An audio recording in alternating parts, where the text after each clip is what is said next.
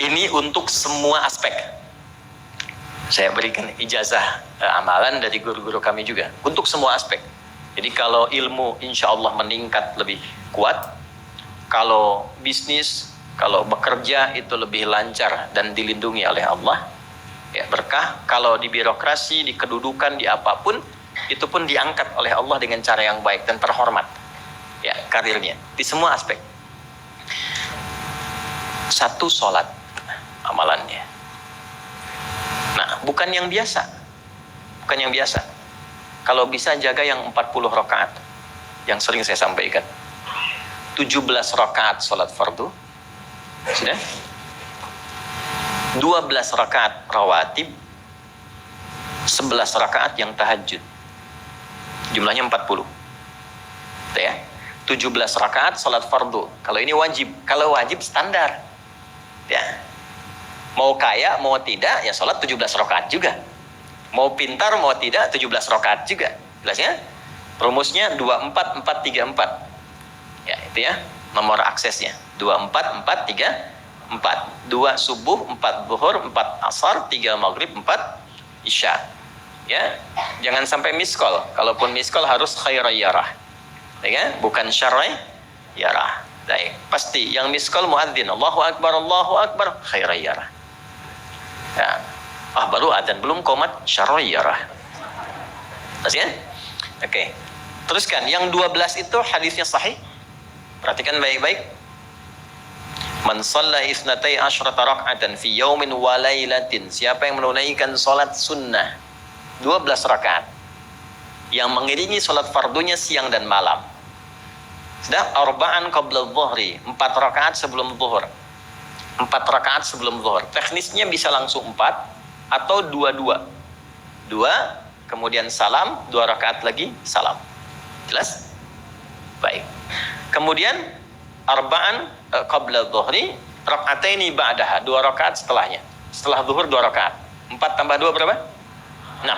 Rak'ataini ba'dal maghrib, 2 rakaat setelah maghrib. 6 tambah 2, 8. Rak'ataini ba'dal isya, 2 rakaat setelah isya. 8 tambah 2, 10. Rak'ataini qabla al-fajri, 2 rakaat sebelum subuh. 12 ya. Nah, jaga yang 12 ini.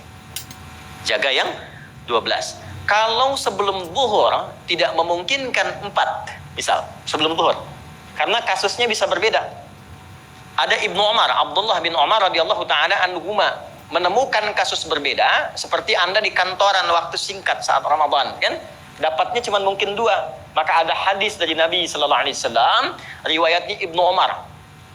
Qala au kama qala hafidtu an Rasulillah sallallahu alaihi wasallam 10 rakaat.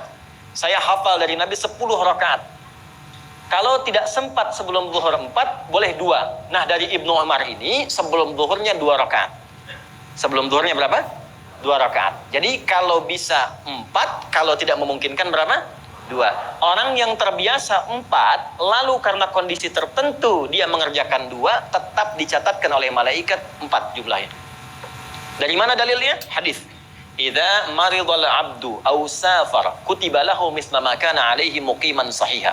Kalau seseorang sakit atau bepergian jauh atau dia sedang punya uzur syar'i seperti 2 hal tadi, dan tak mampu melakukan amalan rutinnya seperti biasa, maka tetap dituliskan pahalanya sempurna seperti rutin dan mukimnya. Contoh, ibu mohon maaf ya bu ya, mohon maaf. Perempuan dalam keadaan suci, sholat subuhnya berapa rakaat? 2 ya, 2 kan nggak mungkin 3 kan? Baik ya, 2 rakaat. Sholat qabliyahnya berapa rakaat? 2 rakaat. Baik. Setelah itu baca Quran nggak? Alhamdulillah. Bisa 1 halaman, kan? Bisa. Ibu kerjakan saat suci. Saat sedang tidak suci, masa haid tiba, sholat tidak? Tidak. Baca Quran tidak? Nah, kalau punya kebiasaan sholat, baca Quran, dan tiba masa haidnya, itu pahalanya tetap dituliskan sesuai kebiasaannya. Harus tahu itu. Makanya manfaatkan, karena kalau sudah tiba masa monofos, sama. Itu Allah tuh memberikan kemuliaan khusus. Makanya bu, kalau ngaji dengan ustadz-ustadz tertentu, bikin kurikulum ngajinya fikih perempuan aja, nggak usah jauh-jauh. Fikih perempuan. Keluarkan, karena banyak pahala mengalir di dalamnya. Ya. Dan kadang-kadang saya suka bingung kalau bahas fikih rumah tangga itu, kenapa yang tegang-tegang gitu. Sekarang fikih parenting sekarang tuh kayaknya menegangkan antara surga neraka aja tuh. Tanggung jawab suami, hati-hati dengan istri. Padahal Qur'annya mengatakan rumah tangga itu penuh dengan permainan yang menyenangkan. Yang ada banyak candanya. Gitu. Coba keluarkan tuh hadis-hadis itu ya. Ibu tahu salah satu istri Nabi ada namanya Sayyidah Saudah binti Zam'ah. Itu sepuh, Bu. Usianya sekitar 70 tahunan ke atas. Dan beliau, Nabi SAW bangunkan rumahnya, itu kamarnya di samping Sayyidah Aisyah, dekat situ, dekat Raudhah. Sepuhnya luar biasa, hobinya bikin makanan, masak. Satu kali, ketika beliau sedang ngolah tepung, Nabi pulang, pas kemudian bagiannya Sayyidah Saudah binti Zam'ah datang sedang ngolah tepung, atau dalam riwayat atau kama hadas, itu dicolek tepungnya, bermain, bercanda, dicolekkan di keningnya, di kening istrinya. Nah, itu sudah sepuh. Dicolekkan, masih bercanda, masih tertawa. Kalau bahasa kita masih panggil sayang gitu. Ini kapan kakek nenek masih bilang sayang nih? Dan canda. Ini penuh dengan demikian ya. Ini yang mau saya kembalikan deh, ya, nilai-nilai tadi. Jadi kembali ke sini, Bapak Ibu sekalian, kembali ke sini. Yuk urutkan lagi, kita agak cepat masuk ke dalam pembagiannya. Detil pada pembahasan ini, satu salat 40 rakaat. Sudah? Yang fardu sudah dalilnya. Yang rawatib sudah, terakhir yang 11 rakaat yang salat malam. Ya, 11 rakaat yang salat malam. Nah, ini 11 rakaat ini bisa warming up dulu 2 rakaat tanpa baca surat Al-Fatihah saja. Di Allahu Akbar langsung Al-Fatihah. Tidak pakai iftitah, tidak pakai surat selain Al-Fatihah. Allahu Akbar, ya, a'udzubillahi minasyaitonirrajim. Bismillahirrahmanirrahim. Alhamdulillahirabbil alamin sampai waladhdallin, selesai amin langsung rukuk. 2 rakaat. Seperti itu namanya khafifatain. 2 salat ringan, warming up untuk persiapan supaya hatinya itu bisa khusyuk, badannya bisa agak hangat sebelum memulai tahajud. Barulah kemudian tunaikan 2 rakaat setelah itu, 2 rakaat setelah itu, 2 rakaat setelah itu, ujungnya tutup dengan 1. Ya, itu riwayatnya ada dalam riwayat Abu Daud, nomor hadis 1367 dari Ibnu Abbas radhiyallahu taala anhuma. Ya, juga disampaikan dalam riwayat Ibnu Umar radhiyallahu taala anhuma ketika beliau mengatakan dari Nabi sallallahu alaihi wasallam, "Salatul laili masna masna, fa idza khasya ahadakumul fajra falyutir rak'atan wahidah."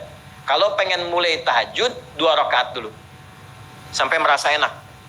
Dan tolong ingat ya, tolong enggak usah panjang-panjang dulu suratnya. Untuk berlatih 11, mulai dengan 2 dulu. Kalau belum sempat 11, 2 dulu. 2 rakaat aja, tolong mohon jangan paksa tambah 2 rakaat. Itu pun bangunnya jangan terlalu malam. Jangan terlalu awal malam. Subuh jam berapa sekarang? Terjadi perbedaan pendapat. Oke, 4.25 lah ya. Misal 4.21, 4.20 lah. Pas ya? Bisa, kita ambil tengah-tengah 4.20. Sudah, bangun 4 kurang seperempat. Jam 4 kurang seperempat. Karena hadisnya mengatakan ada persiapan sebelum wudu. Ya.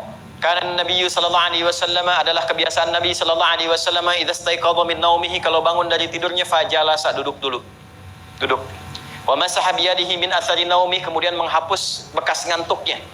Ya, menghapus jejak ngantuk dengan bagian tangan yang bersih. Itu kan butuh waktu. Ya. 4.15 bangun. Duduk dulu, atur alarm.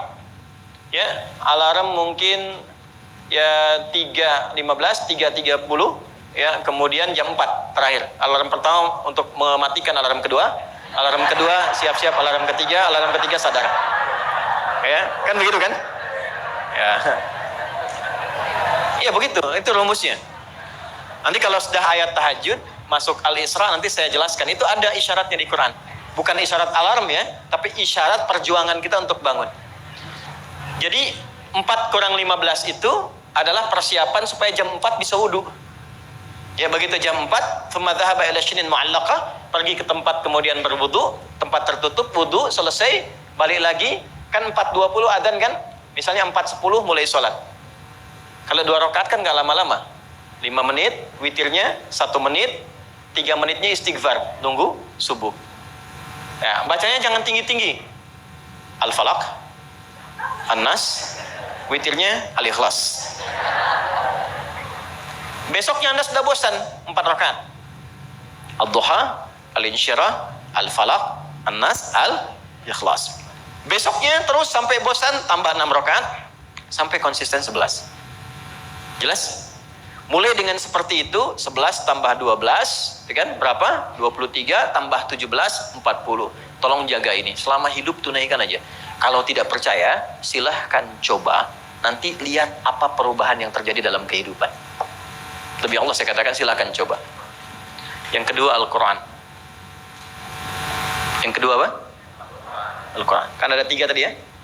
1, sholat. 2, Al-Quran. Jangan lewatkan 1 hari tanpa baca Al-Quran. Walaupun hanya 1 ayat. Walaupun hanya 1 ayat. Walaupun keterlaluan sih 1 ayat itu. Ya. Alif Lam Mim dah. Pesan Ustaz kan 1 ayat. Nun dah. Oke. 1 halaman. Nah, biasanya begini, semakin banyak dibaca, semakin terjadi perubahan yang berbeda. Kalau ingin nguji begini, hari ini baca 1 halaman, besok baca 2 halaman. Nanti lihat perubahan yang terjadi antara hari ini dengan besok. Pasti ada pengaruh. Paling minimal, Allah akan jaga keadaan diri kita dari berbagai bentuk kegelisahan. Semua tenang aja. Dia ada masalah apapun, kasih ketenangan, kasih ketenangan. Dan ketenangan itu paling mudah melahirkan solusi. Jelas? Oke, 2, Al-Quran. 3 kira-kira apa? 3 apa kira-kira? 3, jaga wudhu. Tak pakai jaga wudhu. 1, sholat. 2, Al-Quran. 3 apa? Jaga wudhu. Apa dampak psikologisnya jaga wudhu? Tidak ingin batal wudhunya. Kalau orang tidak ingin batal, maaf kalau kebanyakan bohong batal tidak. Maksiat, itu batal ma'nawi. Makanya orang punya wudhu itu pasti kalau dia selalu jaga wudhunya akan terjaga dalam kebaikan. Karena fungsi wudhu salah satunya mencegah maksiat. Itulah sebabnya setelah wudhu kita doa taubat. Coba selesai wudhu kok taubat.